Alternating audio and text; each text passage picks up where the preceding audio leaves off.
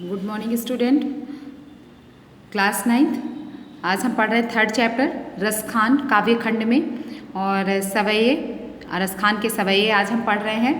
तो इसे ध्यान से सुनिए कि कवि क्या कहना चाहते हैं।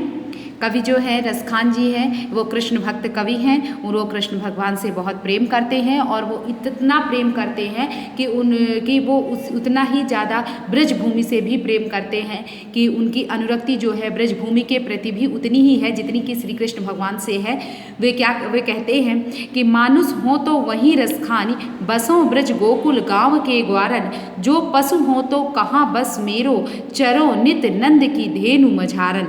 पाहन हो तो वही गिरि को, जो कियो हरिछत्र पुरंदर धारन, जो खग हो तो बसेरो करो मिली, कालिंदी कुल कदम की डारन।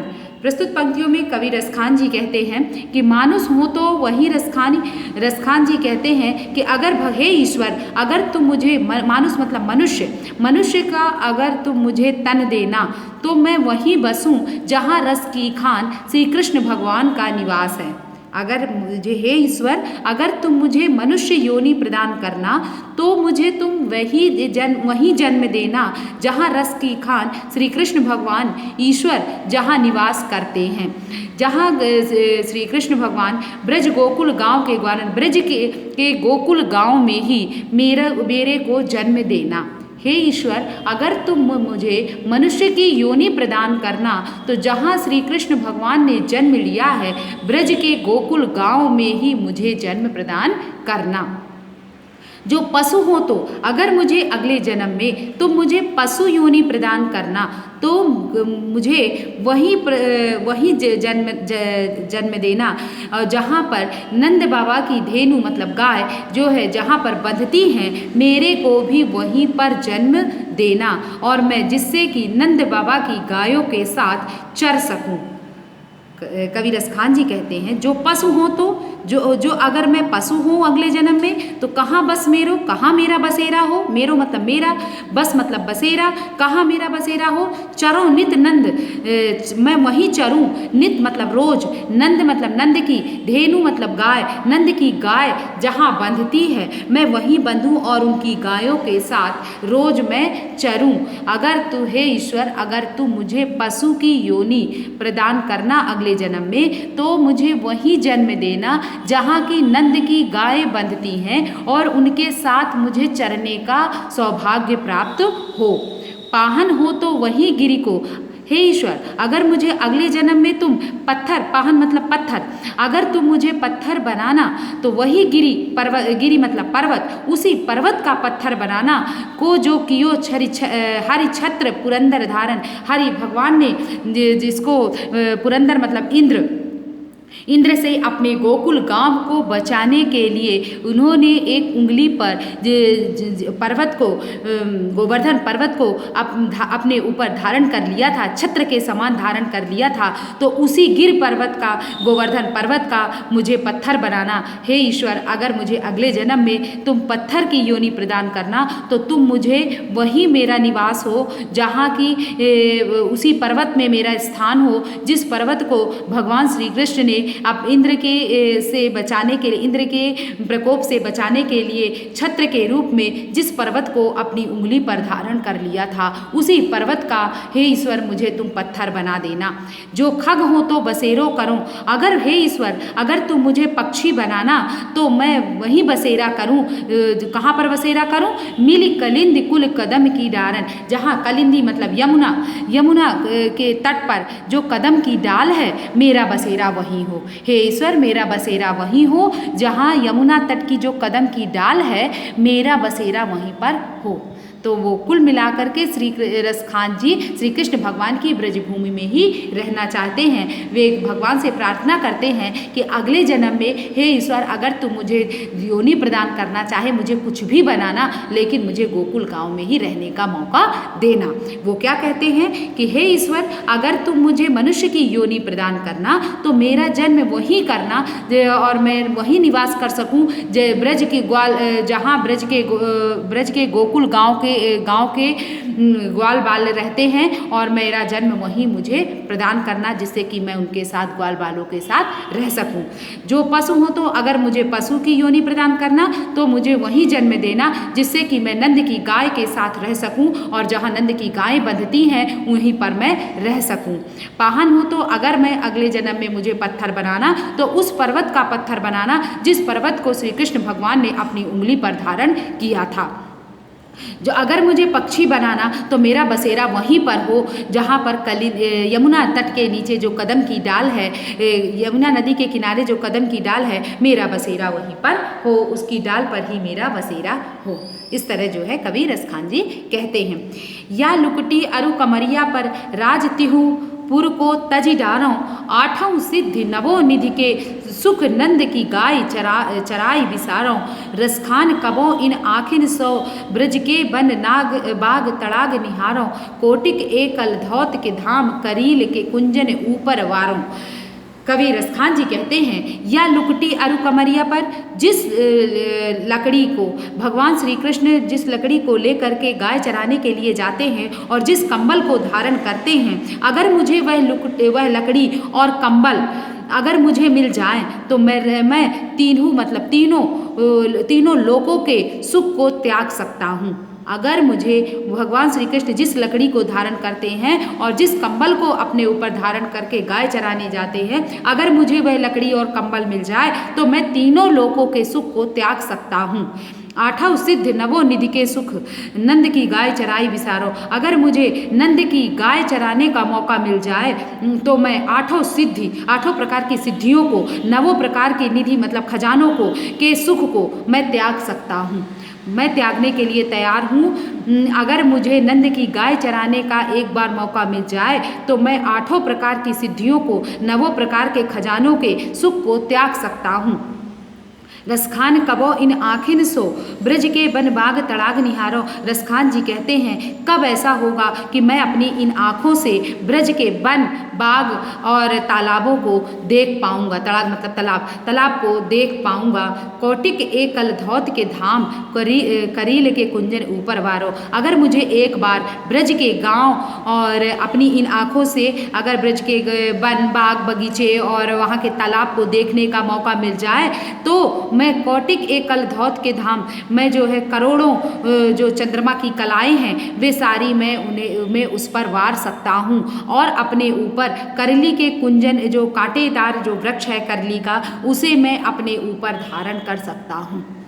ऐसा रसखान जी कहते हैं। मोर पंख सिर ऊपर रखी हो, गुंज की माल गरे पहरूंगी ओढ़ी पीताम्बर ले लुकटी बन गोधिन ग्वारिन संग फिरूंगी। भावतो वो ही मेरो रसखानी, सो तेरे कहे सब स्वांग करूंगी। या मुरली धर की अधरान धरी अधराना धरूंगी। इन पंक्तियों में कवि ने ये बताया है कि एक सखी दूसरी सखी सब बर्दाश्त कर सकती। एक सखी दूसरी सखी से कहती है कि मैं जो है मोर पंख को अपने सिर पर धारण कर लूँगी।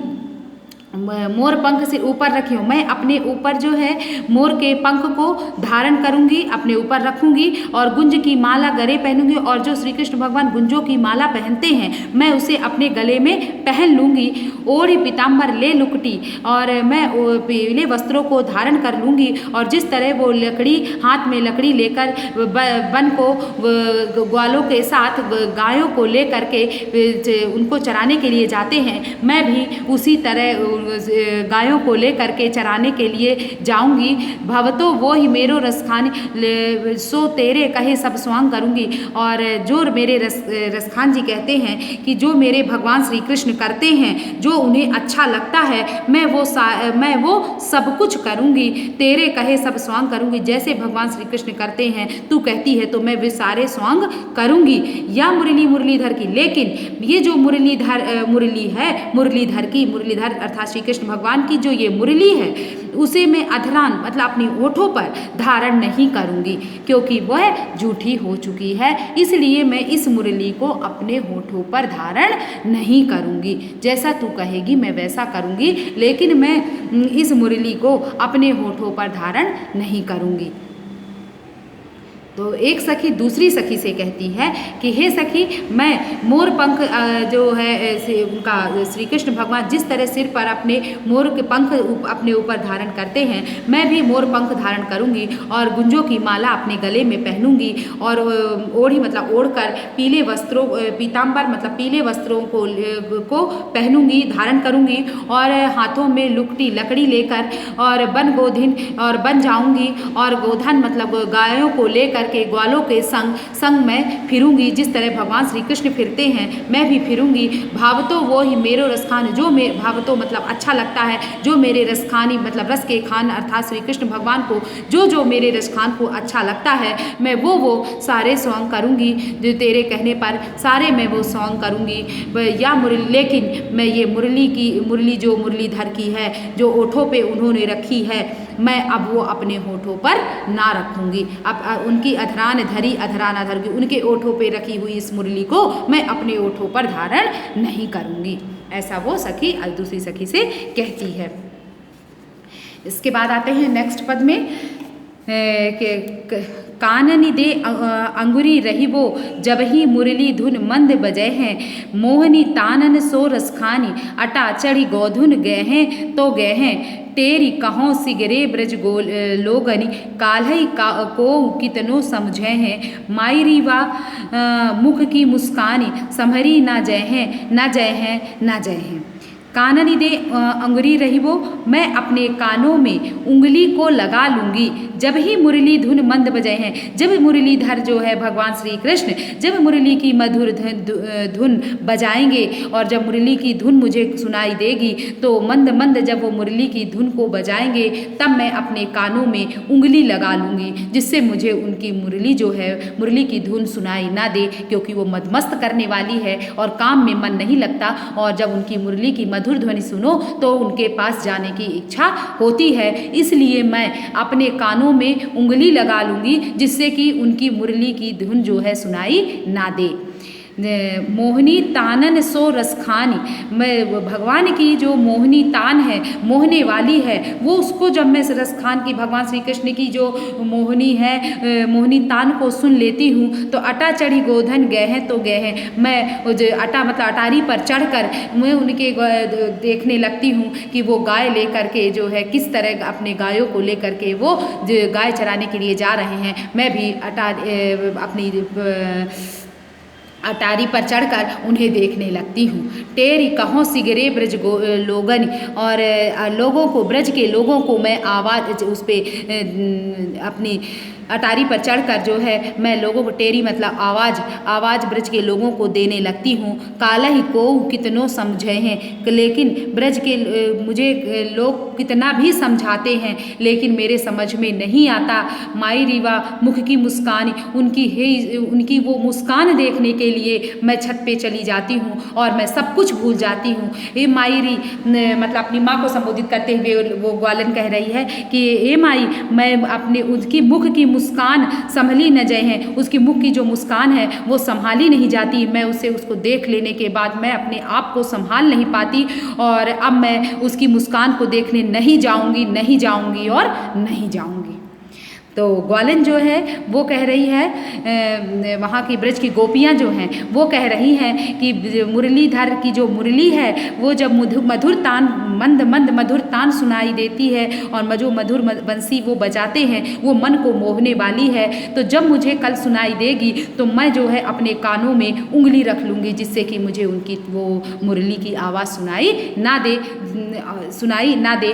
मोहनी तानन सो रसखानी, और जो रसखान की जो मोहनी तान है वो आकर्षित करने वाली है, अपनी ओर आकर्षित कर लेती है। जैसे ही मैं उस तान को सुनती हूँ अपना सब काम धाम भूल करके मैं अपनी अटारी पर चढ़ जाती हूँ और ग्वालों के संग गायों को ले जाते हुए श्री कृष्ण भगवान को देखने में लग जाती हूँ और टेरी कहों सिगरे चढ़कर और उस अटारी पर चढ़ करके मैं आवाज़ सभी को ब्रज के लोगों को देने लगती हूँ। काल ही को कितनो समझोगे, चाहे मुझे कल कितना भी कोई समझाएगा, अब मैं ऐसा नहीं करूँगी। मायरी ए माँ, मैं तुमसे कहती हूँ कि माँ मैं उसकी मुस्कान को देख करके अपने आप को संभाल नहीं पाती। माँ मैं अब उसकी मुस्कान देखने के लिए मेरे को लगता है कि मैं एक बार उसकी मुस्कान देख लूँ और अपने आप में उसकी तान को सुनकर अटारी पर चढ़ जाती हूँ। लेकिन माँ आज के बाद से मैं ऐसा नहीं करूँगी, मैं उसकी मुस्कान को देखने के लिए नहीं जाऊँगी और नहीं जाऊँगी। इस तरह ग्वालन जो है अपने ब्रज की गोपियाँ जो है अपनी माँ से कह रही हैं। ठीक, इतना समझ में आया? जो नहीं समझ में आया डाउट क्लास में पूछ लीजिएगा।